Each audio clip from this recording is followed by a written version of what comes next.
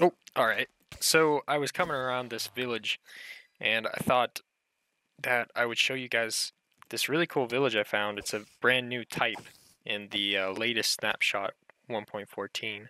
These villages look really cool. They got like little bells. Oh, creeper. How am I going to deal with this? Get out of here, get out of here. Oh! Alright, I suck. Alright, anyway. Ooh, I better go inside. I hate that. Okay, this one looks pretty good. Let's get up there. Oh. Alright, let's get in here. Alright, safe and sound. Oh, you can't get me, stupid zombie. Alright, so, let's see. What are these guys doing up here? What did you do? Oh, never mind. I don't want to know. I don't want to know. I don't want to know what you're doing. I don't want to know. I'm out of here. I'm out of here. Okay. I guess they really didn't want me to see what they were doing there. Alright guys, so clearly I'm the best actor in the world. That was totally not staged. Totally not. That was my legit world and I just lost everything. But on a serious note, if you didn't tell what was going on there, I walked into the room and I looked at the villager, and when I looked at him, they turned into an illager, and then it attacked me. Now, before you call that this is BS, before you go, this isn't what the thumbnail and what the name says, you can do it with an Enderman too, but they already have that code in the game, so it's not really interesting. It's not a cool thing to do.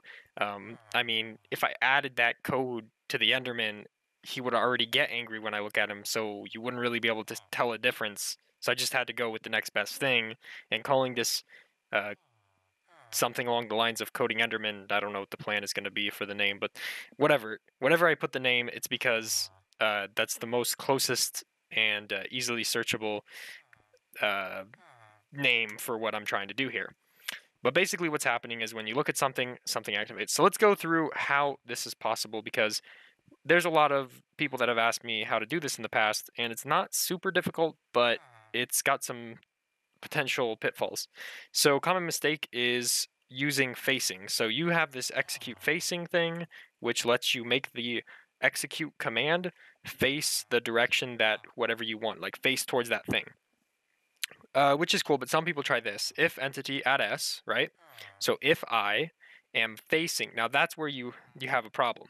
If and it does, this isn't going to check uh, if I'm facing the nearest villager.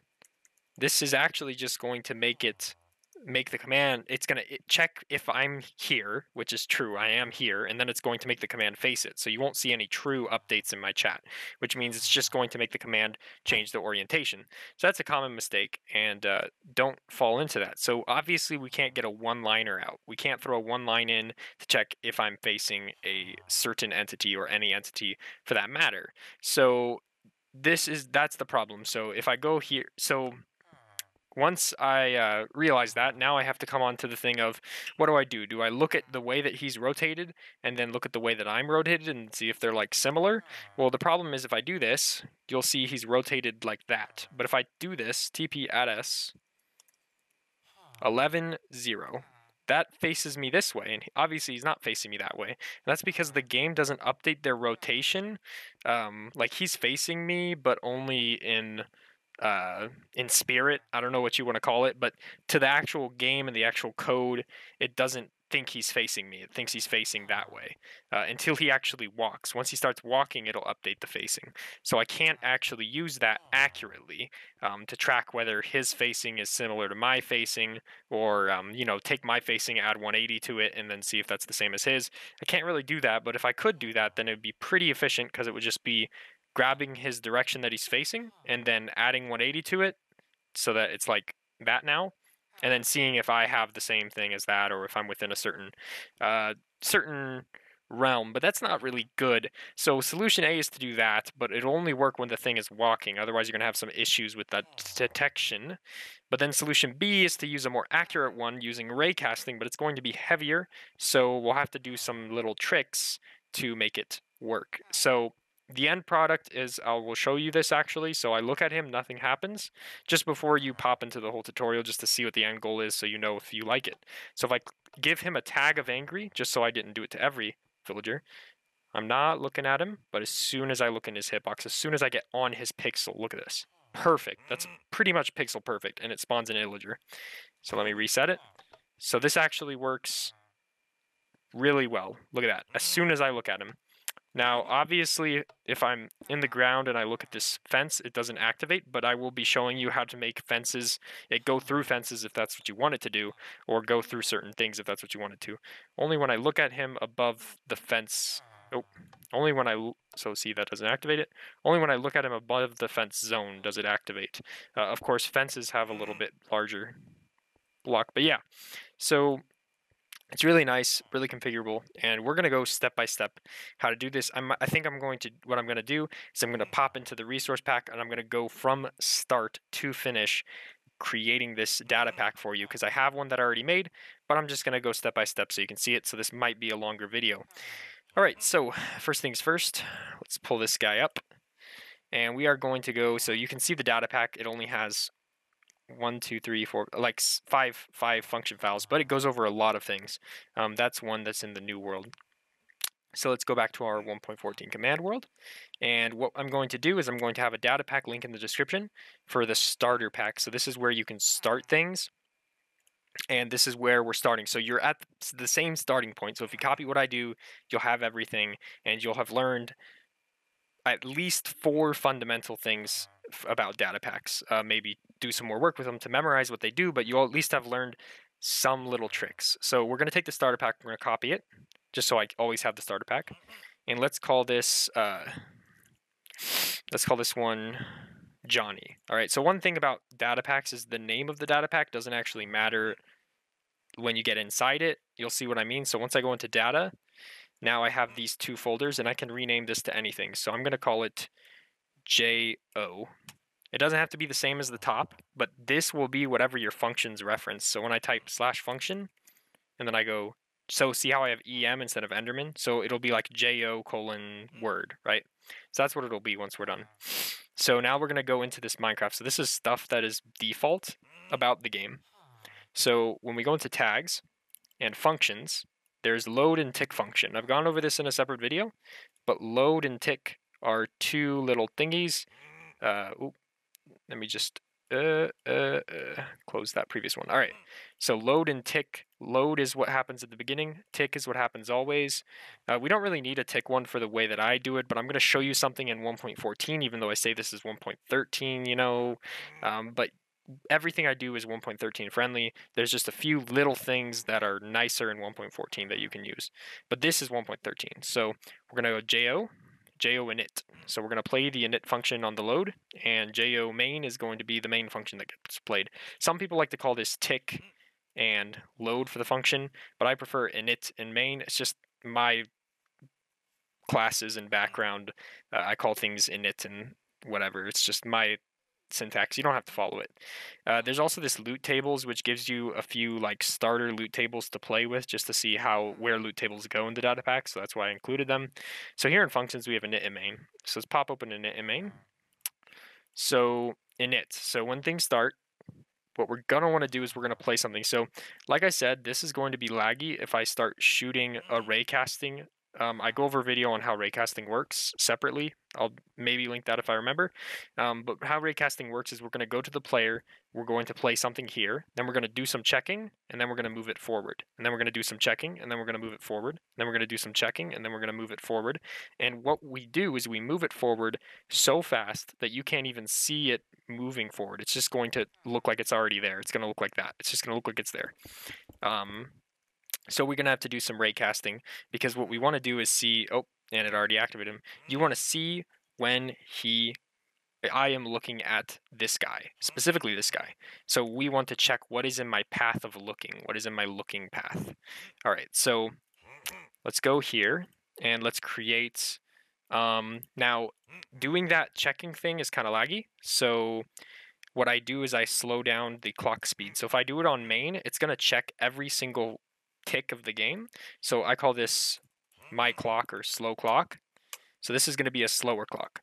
So now a slower clock. So if you're doing it in 1.13, you're going to want to create a scoreboard.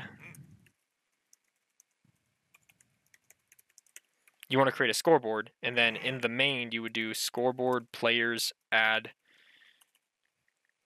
clock 1, my clock 1. So this is just going to add 1 to clock 1, and then you're going to do execute if score clock 1 my clocks. This is a fake player called clock 1. If it matches 20, then run function Joe my clock. So when it reaches 20, and then inside my clock, you would do scoreboard players set clock 1 my clock 0. So what this will do is it'll constantly add 1, and then when it reaches 20, so add 1 per tick, and then when it reaches 20, so every 20 ticks, it will play the my clock, which resets itself, and say hi. All right, so I'll do that, and it should work just fine.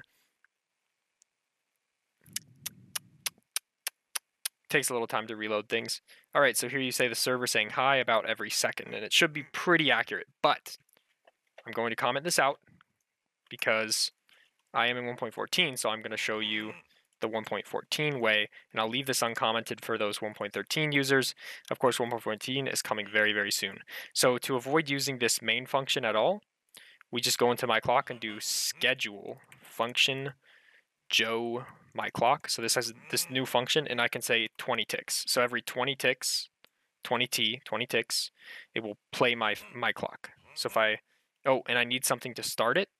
So when you start, just go function Joe my clock. All right, so let me clear my chat and type reload. And you will see it saying hi over and over again.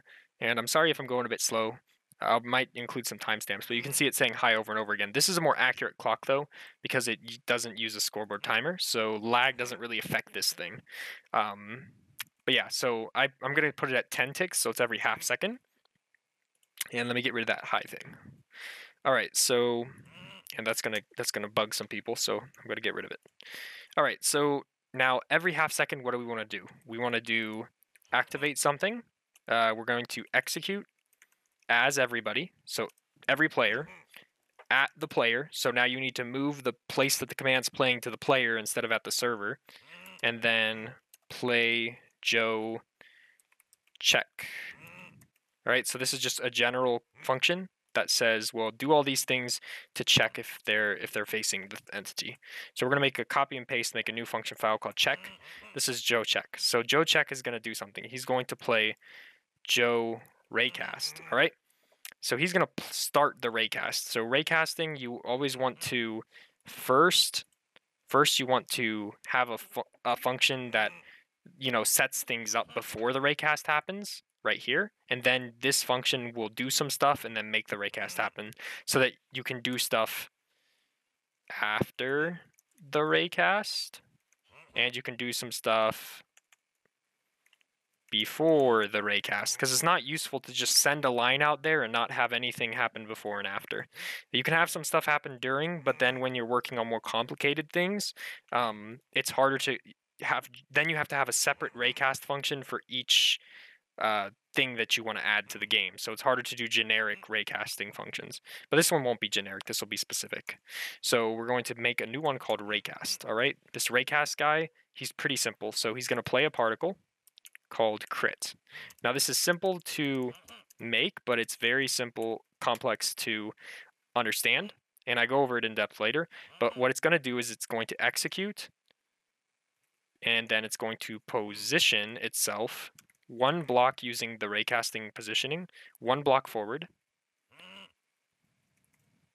and then it's going to play itself again. All right. So now every half second, it's going to play a line of crits in the direction I'm facing, and there'll be some little things that we have to adjust. But you'll notice I'll explain some stuff about this. All right, so basically what is happening here is there's a multitude of issues going on, why it's not repetitively doing it, but you did see that line go off, right? So you can see it's saying 65,536 commands running. So obviously what's going on is it's shooting commands off into infinity, and it's playing as many as it can. That's the max. So it's not able to loop the clock. So there's a multitude of issues going here. First off, you don't want your raycast going off into infinity, because going off into infinity is not a smart thing to do. So we are going to check to make sure it's in the air. So you go if block Minecraft :air. So if it's in the air, then play the raycast. All right. The second thing is notice how it's not coming from my head. So now we have to move it up. So this is where we have an internal thing to mess with. So execute positioned, and now we're just doing directional. And we're going to make it direction up 1.4. 1.45, 1.4, something about there is right. You can tweak it. So when I type reload, it's gonna do it now.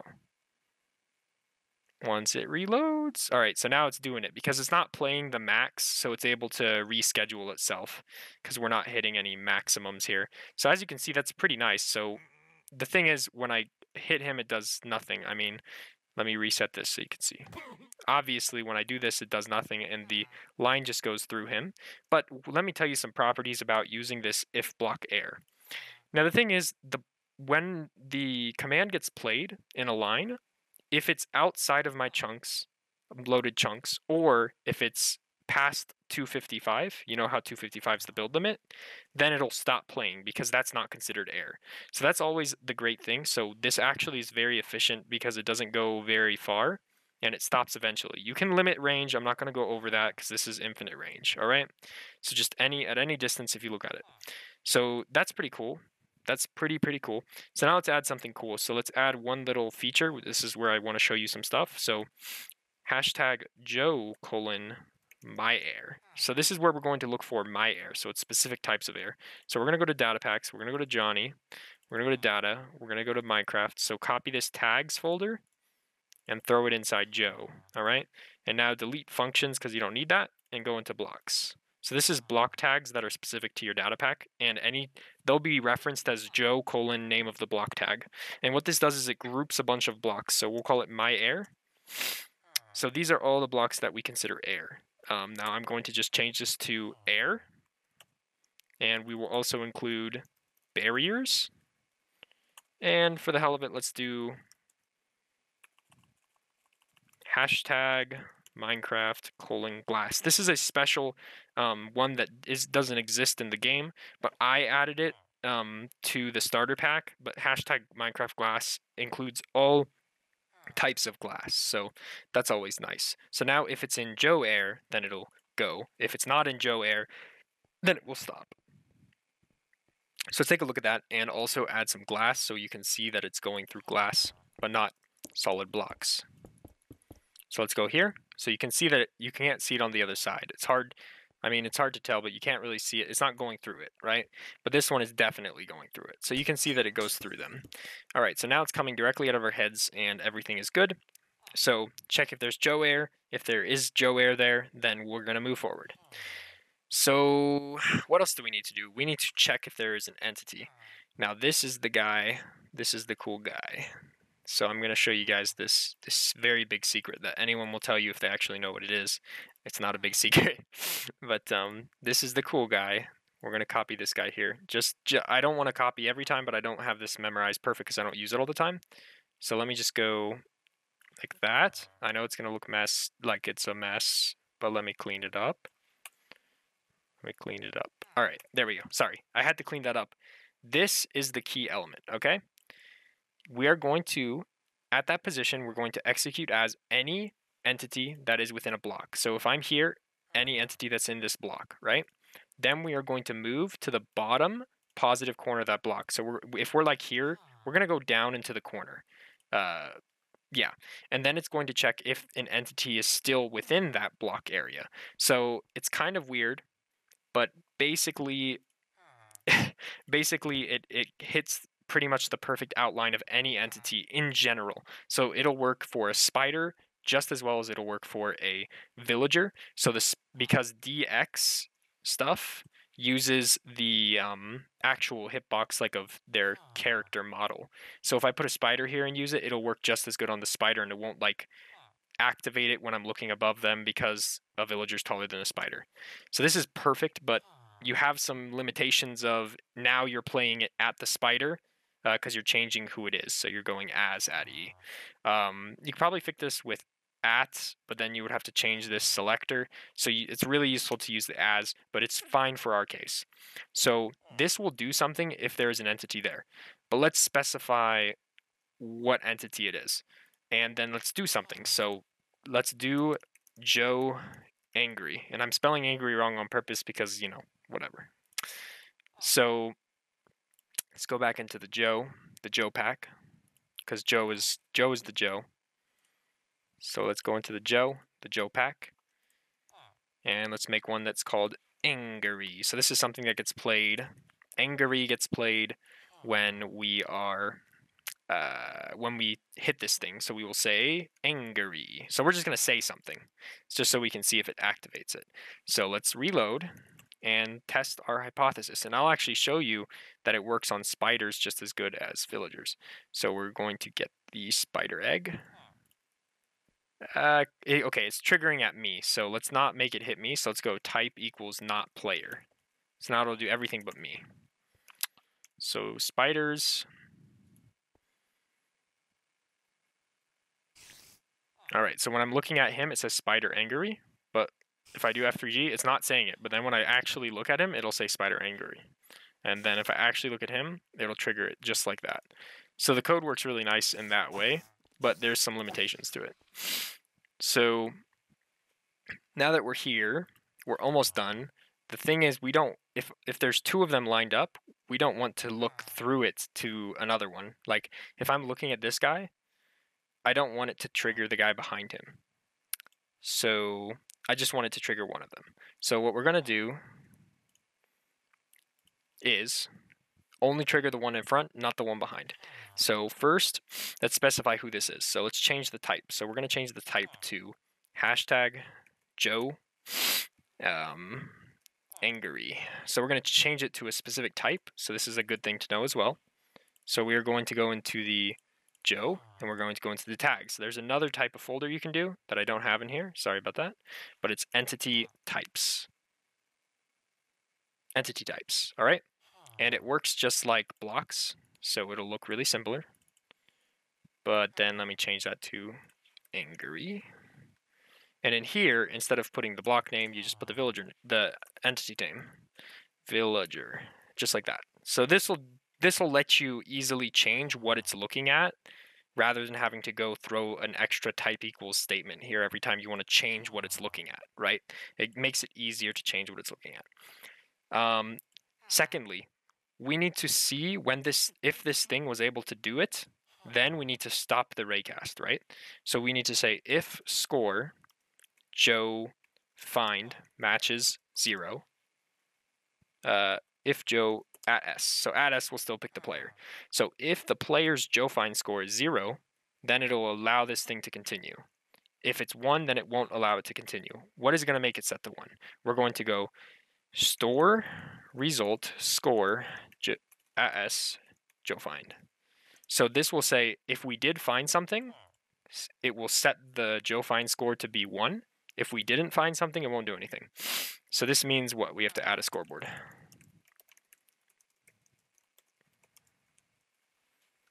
All right, easy enough. So if we find something, it'll set the Joe find score to 1. If we don't find something, if we are at 0, then keep looking. The last thing is we want to reset, so stuff before the raycast, right? So we want to do scoreboard players set at S Joe find 0. So we want to reset their score, that way it doesn't get set and then we never get to search again once it finds something. All right, so now if I do this, it will stop. It will stop. It's hard to tell, I guess. It's too hard for me to show you, but it's stopping when it hits him. You can kind of see it there if I run to the side. It's kind of stopping. All right, so it's stopping and it's doing its thing.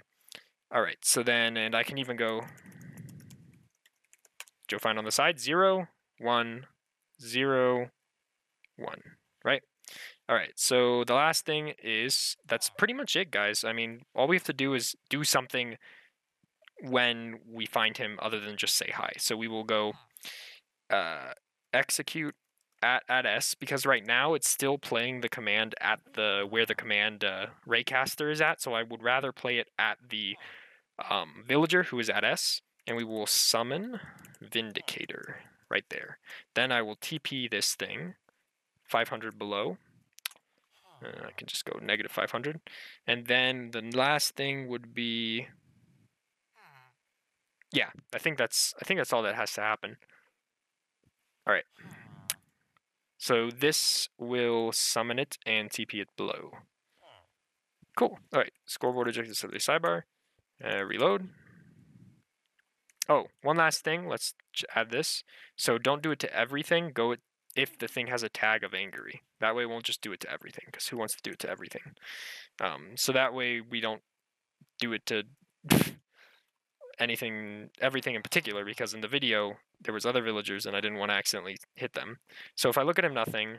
If I look at him, nothing. But I'm going to give him the tag, and boom, turns into the Vindicator. And you'll see that it no longer hits him. The line goes through because he's no longer the villager. All right, cool. So that's everything.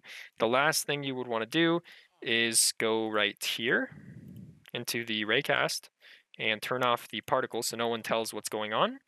And I guess in the my clock you would want to change this to have a tag, so it only does it to certain players that you want it to check at, and you can adjust the clock speed if it seems too easy to hit or too hard to activate. And yeah, but it's pretty good. So now you can't even tell that it's happening, and it just, well, it hasn't reloaded. There you go. So you can't even tell that it's happening, but when I look at him, it turns him on. Okay, that didn't sound right. All right, well, anyways, that's pretty much it, guys. Hopefully you were able to follow and get this put together. Please don't comment that it doesn't work, because clearly I just showed it working. There's a lot of places you could have little errors, but I don't post the direct code most of the time because I don't want to encourage people just copy and pasting things. If I am available to make a video and tell you exactly how to do it all. So I'd rather have you follow along than just copy and paste. Anyways, hopefully it wasn't too daunting and you guys had fun with that, and that was useful. So I'll see you guys in the next one. Peace.